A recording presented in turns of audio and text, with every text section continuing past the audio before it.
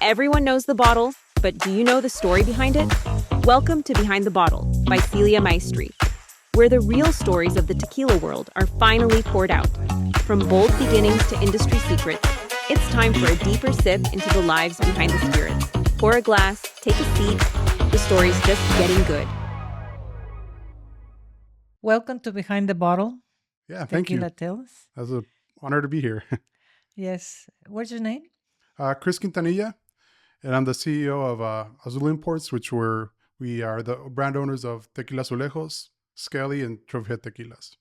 Great. This is one of your beautiful products. Yes. This is done great for us. This is one of our better selling products, and when people love it, it makes them smile, and it's a great brand for us. Absolutely. Yes. I know it's a something to put the hats. You have another one with different. Yeah, part of our theme is the different flavors, profiles have different hats. So the Blanco would have a bandana, then we have mariachi hats, and then a few different hat differentiations, which kind of gives it a little personality to the brand. It's like a little person, and we have consumers that dress it themselves or put different hats. And actually, for Christmas, we have a gift set that has a little Santa hat on it. So it's kind of something fun, and I think this industry there should be fun and differentiation and to get people to love and appeal to a brand. We try to keep it fun for the consumer. Well, Chris, I know you for many years, That's very true. and your father started this business. Yes. And my father. Tell us about your father. Well, my father was in a way, he was ahead of his time in a lot of ways. He started in the tequila business in the early 90s. Kind of when Patron and all those brands started taking off, he wanted to get into the luxury tequila business. He was looking to come out with a tequila that would compete with all the scotch, all the cognac, which at the time was the king, and bourbons. And he wanted to be a spirit that was at world-class level, as good as any of those.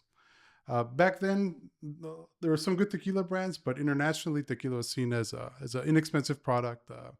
There were brands that were more about price and quality, and so he wanted to, and he knew he could create a brand that was at that level as far as the best spirits in the world. Not only that, he wanted to make bottles that represented Mexican cultural heritage. So he came out with a brand Azulejos, which means the hand-painted tiles of which you see in the beautiful homes and haciendas and patios. You see the hand-painted azulejos, the tiles. So that's kind of where the name comes from. And he got the idea from the bottle, and he was one of the first to do this, to put a ceramic tile around the bottle. And that's kind of the birth of the ceramic tequilas with the Talavera figures. So he came out with Azulejos, which is the hand-painted tiles, and a bottle shaped like the tile.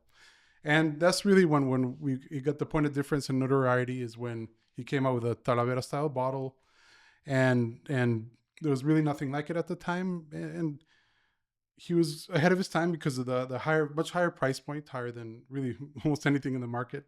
When I started selling spirits around the year 2000, it was people had a hard time paying a higher price for premium tequila.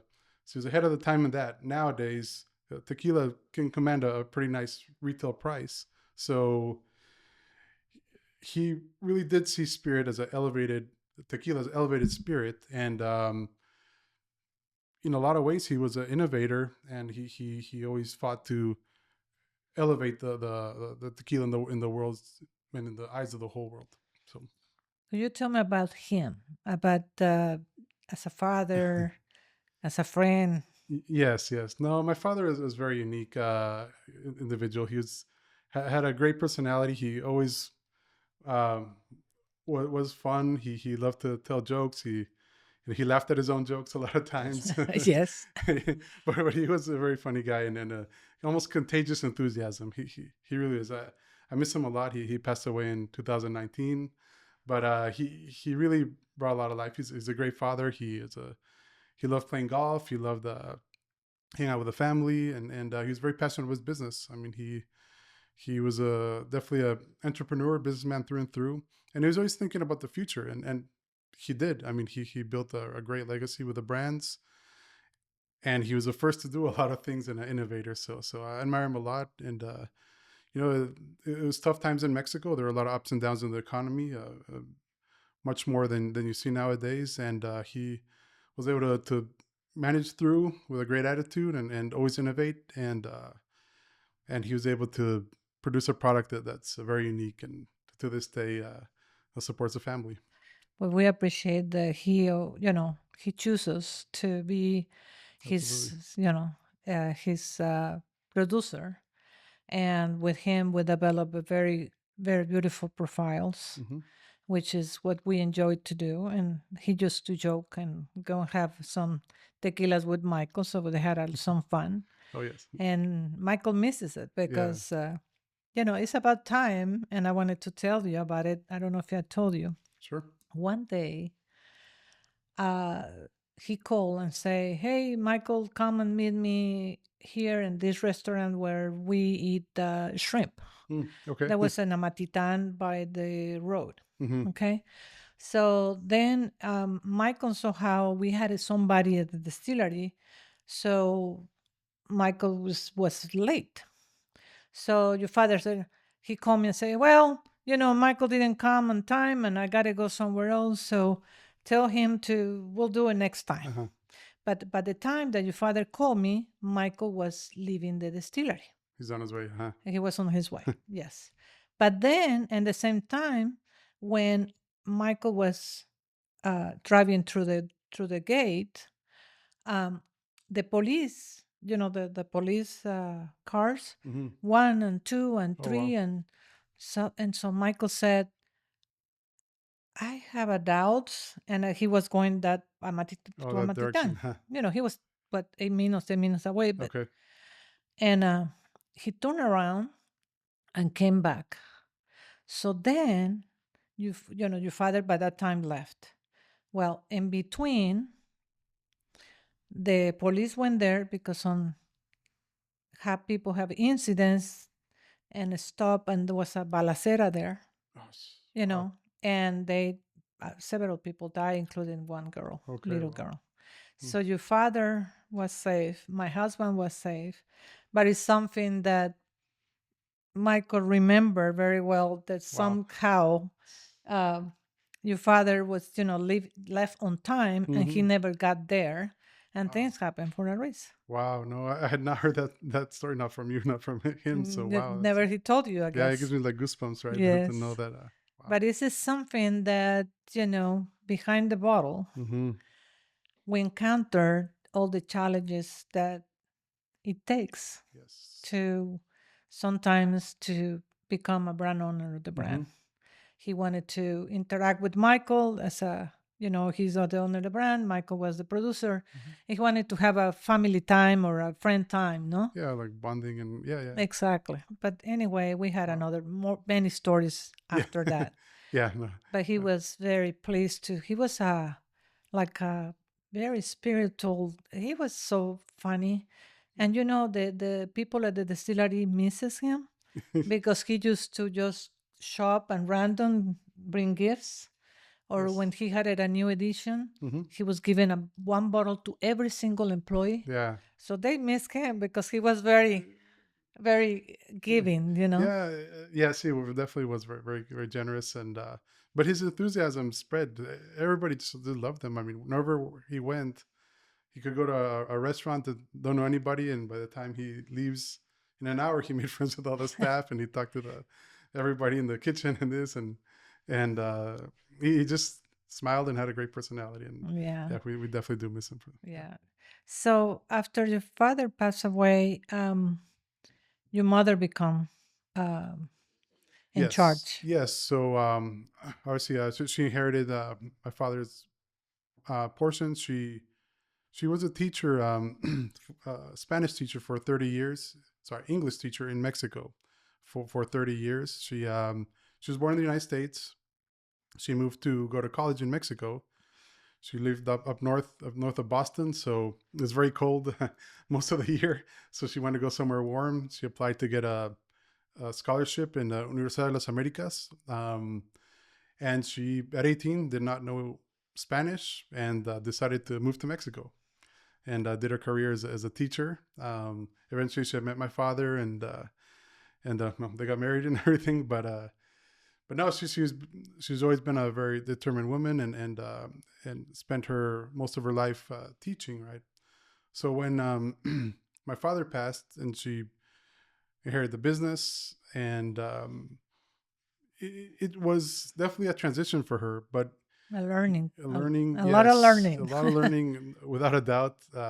But she's very, very determined. She wanted to get things right. She wanted to really focus on quality control, make sure there any product issues immediately were addressed. She really just took charge, and worked with lawyers and worked with everybody, and I mean, she in 6 months she had everything organized, Yeah, she and worked with us a lot too. no, you guys were obviously a big help with the staff, and you guys pointed her in directions, and she'd go and run with it, and she's a very determined woman as well, and it was really amazing.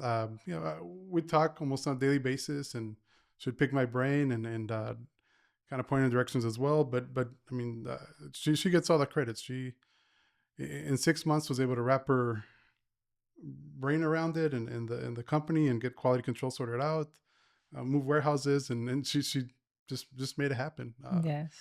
She in a way didn't want to let my father down, and in a way she wanted to set it up correctly To for her continue children his and legacy. continue the legacy. Absolutely. Yeah. And tell us how this is what the story about your father, your mother, and us. Mhm.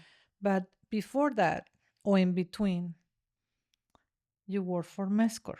Yeah. Yes. Mescor is my son's company, Mhm. which was my first company in the United States. Yes.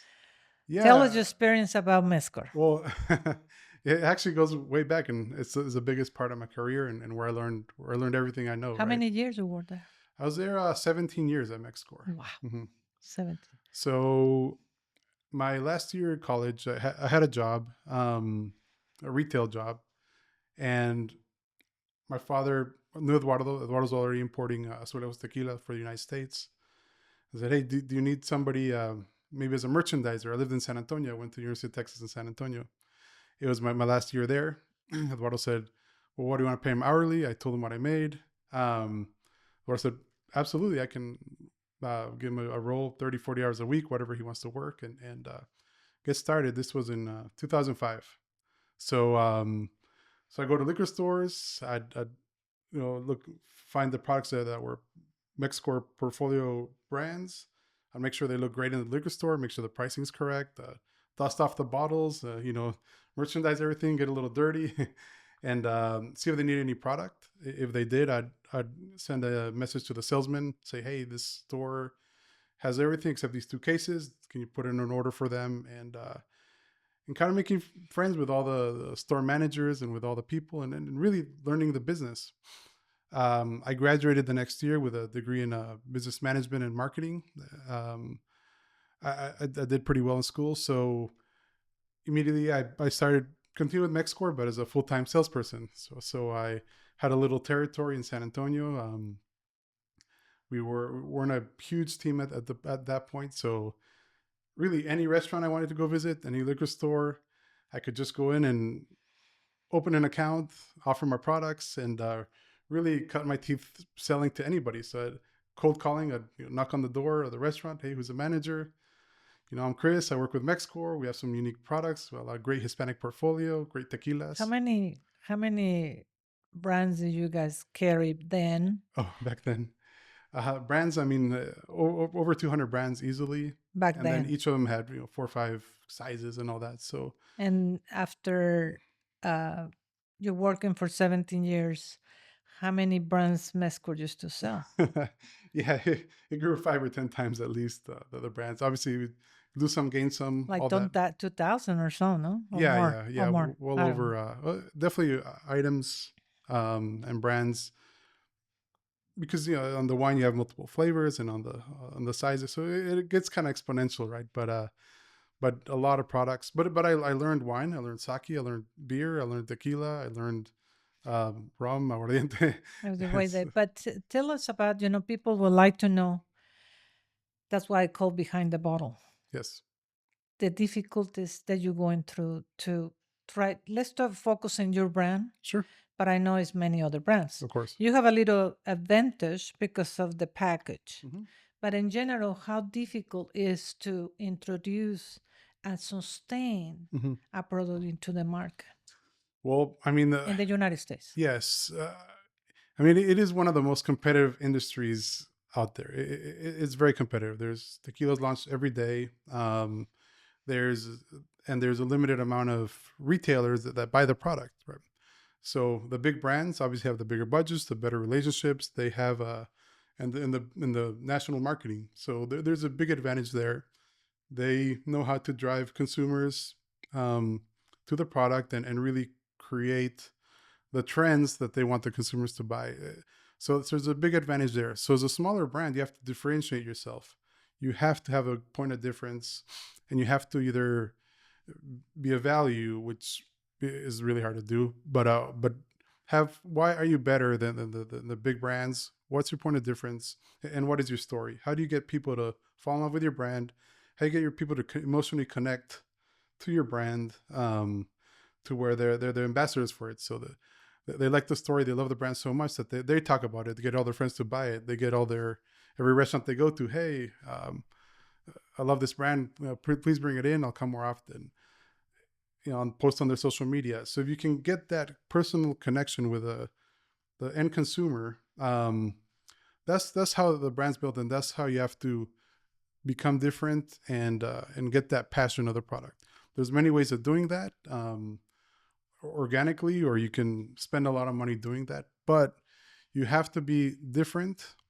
And at the end of the day, the quality has to be there. The tequila has to be a great quality, or if you're selling rum, but because if you do all this, spend all this money, and it's a bad quality product, once the money's gone, and the marketing's gone, the brand's gonna die.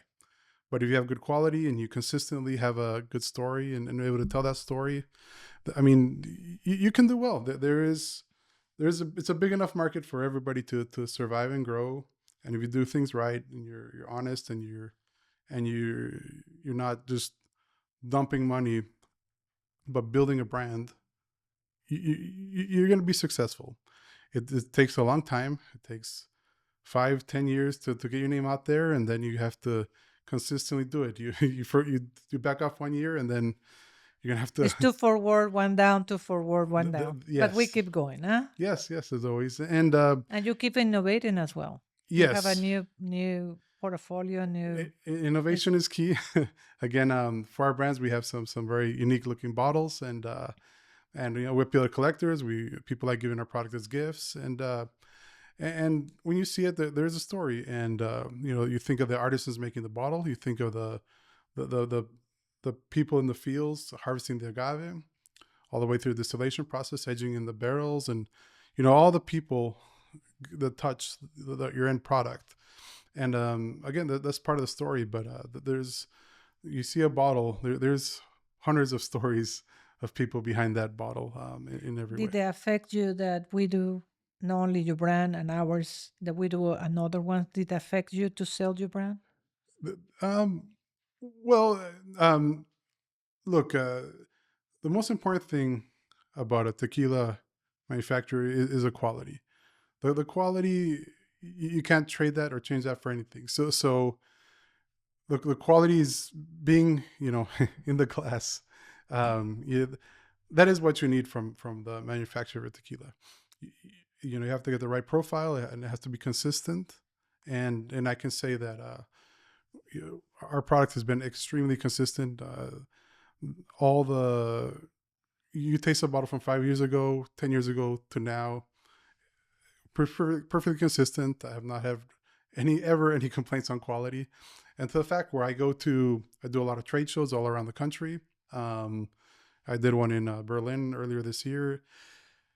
Everybody absolutely loves the quality in the product. So, I mean, that being said, that's most important to us. So it's not been a problem for you? No. It's been a plus. It's definitely been a plus, yes. Well, it's good. That is good to know. Good. And that peace of mind that, because some places may start off well, then they start cut corners, and the quality goes down, and you can lose your entire business based on a quality control It's a lot issue. of responsibility in our Casa Maestri as a distillery. It's a lot of responsibility Mhm. to maintain Yes. and contribute to your future, Mhm. and which is our future. Mhm. And together, I think it's very important that we always been aligned, Mhm. and we are family. We don't treat our people like Yeah, very employees true. or Mhm. customers. We always have a friendship, Mhm. which has been growing through the years, and that's very nice. No, no, it's been great, and you know, it's something that I can relax on because I know the quality is going to be there long term. Because I've never had any issues. Because there's so many components, the bottles and the cork and the glue and the hats and the. But I know in my back of my head I can rest that the quality on the tequila is going to be where it needs to be. Yeah, it's what the employees say so many times. It's so many gadgets, Yeah. but we had to put it all together and looks pretty and nice so they can get to the consumer the way it's supposed to be. The customers love it and they keep buying it. So very Yeah. happy for all the extra work that goes into that. Yes. In the today market, Mhm. what is your biggest challenge? Well, yes. Okay. So now celebrities are very big, right? And make a big splash, and they drive a lot of consumers to the market, but they're all spending a lot of money targeting and sucking up all the marketing dollars in online sales and social media. And so one way of marketing your brand is you go to Google search terms and premium tequila and to get people on your website, or get your website to show up and rank in this number. All these brands are spending so much money, it's really hard to get a good online presence on tequila. So it's very hard there. With a retailer, right? You want to get your brand featured for a holiday or whatever it might be. A lot of money is being thrown in this category. Why? Because it's doing well. A lot of the other categories are declining. So this, big suppliers that are global suppliers, all that vodka money is now going to tequila. All their bourbon or their whiskey money is going to tequila. So their marketing budget is a lot bigger, and now it's just hard to get your name out there through traditional means. You have to doing like a podcast and really engaging directly with the consumers through social media, and it has to be organic. But I think at the end of the day, people are looking for organic because they see through all the marketing. People don't want to be marketed to directly anymore. They want to find brands that are family owned, that are grassroots, that are organic, and that are real. And I think that's something that our companies are, that without a doubt. And there's a history. A lot of the brands out there are less than 10 years old, and a lot of the big white brands are even less than 5 years old. So if you're looking for brands with a family history, authenticity, from Mexico, this is our brands. This is what we look for, and that's what consumers should look for as well. And it's definitely happening now. You see it. Yeah, your father's one of your brands, Mhm. the Azulejos, which was the Azulejos. first one. It's like 25 years old, no?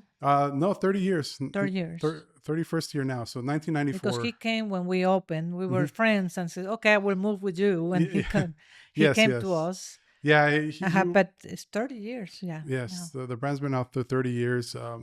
Yeah, of the high-end brands, it's definitely one of the originals, other than the brands have been over for 100 years. But in the luxury tequila category, he's one of the innovators for sure. Not the only one, but Well, yes. I'm a second generation, Eduardo's third generation, and Yeah. we keep going, Yes, yes. in a different factory, but we're born in the liquor business, as you know. Oh, yes, yes. And my children are probably gonna be part of it too. They love the little bottles, and they love seeing what we're doing, the creativity. Yeah.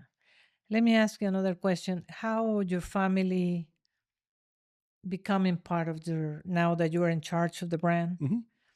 How your family feel like, uh, you know, you work before in Hmm. different area. Then Yes. you work with Eduardo for 17 years, Yes. which you did a lot there, and Hmm. we appreciate you. You took the company with Eduardo to the next level. But then when your father died, Hmm. your mother say here, well, not exactly the same story, but Yeah. you know, Yeah. you wanted to come So and so do so so. yeah, with Mexico, I over time I was had a pretty good knack for sales, and a lot of customers had good relationships with. But That will help you, no, to go yes, to the next level. but I grew over time, and I was able to be fortunate enough to be able to run the state and then the country for on the sales side. So I learned a lot. I got to really understand the layout across the country. But when my father passed, and I noticed my mother really couldn't do it by herself. I decided to leave my job at Mexicor, and I had a lot of friends and a lot of loyalty, and obviously Eduardo. But I needed to help my mother. She turned 65 that year, and she, it wasn't her idea, but I felt that need, and also to help really full time grow my father's legacy, because it takes a lot of work, a lot of thinking, a lot of it's a hard business, and if you're not on top of it, it's you can lose what you've gained. So it's been great working with my mother. She really is very impressive how her passion for what she does, even though she came from teaching, just doing a change to become a real businesswoman. It's been great, and working with her is really amazing. But she needed the other arm. She's one arm, but she needed the other one because you had all the contacts of the world. That's right. Yes. And so she needed you to continue selling and growing the brand. Yes. So our kind of division of labor is she does all the manufacturing and components and quality control, and I'm out there selling and trying to grow our business with customers, and we are the sales piece. We are, for our people that is listening to us right now, we wanted to appreciate that you give us a lead as well with another brand that we're coming into the market. Great. Yeah, they call Agave Boom, and I think it's going to be boom. Yeah, no, well, having been in the industry for now 20 years, seeing that product, it's gonna do well. It's beautiful. That product, we had it for at least 20 to 22 years on the works, and for one reason or another, that we don't have to go the whole story. It was always one and put it on the side and put it on the side. So when I thought it was the time to do it, we did it in 45 days. Wow. Yeah. Jose and I will just say, well, now is the time, boom. But maybe 10 years ago it wouldn't have worked. But the market, I think, is primed, is changed, and is ready, and consumers like that kind of product where they can enjoy a drink and not have to worry about mixing, or just something they like to have, and at a great price, and it's a good product, so do very well. Yeah, I think it will be a lot of fun too. Yes. Yeah, right now the factory is busy with the boom. The timing's good. But I can tell you, because the first container that left, all the employees, even we had a deadline to leave the factory, and it's a good stories and a bad stories. They stay until 11 o'clock. They close even the office people, trying to get it on time and leaving, leaving the trailer is leaving. So they closed the doors, and 4 hours later it was stolen. Oh. So that product never arrived in the United States. Oh. But we just keep having faith and be positive. Yes. And other trailers already arrived. Yeah. But you know what I mean? Was the first one. Everybody put a sweat and tears on the product. Well, a lot of learning to. Well, maybe motivates you to even do better, so things like that. When there is a setback, just motivates you to do well. Everything always goes smooth. You get complacent, right? But when you have a setback, you're motivated to. That's why I call it a boom, and keep a boom. Yeah, keep the boom going. And it's a lot of booms, positive and negative booms. Yeah, but that's business, and that's life. You have to just go with it, and stay focused and targeted, and you'll be successful. It just takes a lot of keep the fight going, and stay positive in the approach. That's what I learned from my father. Yeah. And let me ask you, Chris, what is the experience working with me? And, personally. Sure. No, I think we've always had an open dialogue, and, whenever I've been able to when I go to Mexico and go to the distillery, it's been open doors, open arms. Whenever I've taken a customer down there, they've been good. The red carpet, great treatment. Everybody leaves extremely happy. because it's you guys do things correctly, and you're not cutting corners. And working with you, whenever I've had a request, we've been able to talk it through, figure out a solution, and that's being good business partners. And at the end of the day, you deliver a great product, and we're very thankful for that, again, because of all the things that go wrong. Our mind rests easy that we're gonna have a good. You don't have to worry about that, the quality. Huh? Yes, because I know you consistently do that. So that's been a great experience, and you guys haven't let us down when it comes to. Well, for me, you've been one of my other sons. Thank you. I see you growing and growing, and I Yeah. wish you all the success. And I appreciate that you came to Behind the Bottle No, thanks for the to invite. tell It's an us honor, your really. tequila tale. Yes. And hopefully, pretty soon, we're going to go to the next step, and maybe having your mother here with us. Okay. Somehow, so she can tell us the experiences. Yes, she has some good Soon. stories as well. Well, No, see you she's to the great. next podcast. Okay. Thanks for the invite again. It's been a pleasure. It's been an honor, and thank you. Thank you. That's it for today's episode. Thanks for listening to Behind the Bottle, Tequila Tales by Celia Maestri. The next story's already aging to perfection, so don't miss it. See you soon. Don't forget to follow us on social media and your favorite podcast listening platforms.